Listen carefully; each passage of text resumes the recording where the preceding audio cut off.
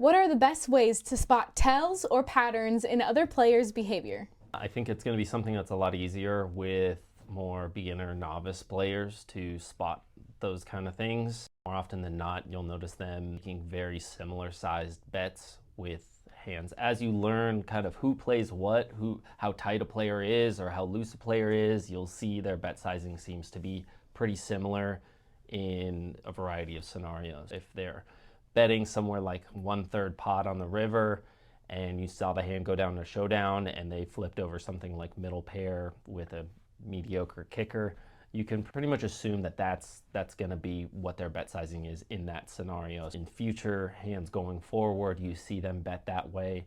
More often than not, that's going to be what they have. You can exploit that a little bit by raising them, even if you missed a flush draw, you missed a straight draw. The other thing is just being very observant, looking at tells, looking at when players are touching chips, looking at when they're distracted or they're not paying attention means they've lost interest in the hand more often than not.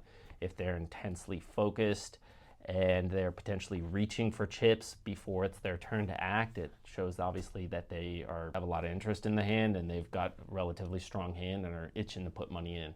So I'd say just watch for those kind of things. Look for a lot of patterns, look for similar bet sizing, and pay attention to their body language throughout the course of the hand over hand. Over the course of a couple of hours, you can gauge a pretty good idea on who's really paying attention and who's really not, and it's more of a casual thing for them, in which case you can kind of take advantage of that and exploit that.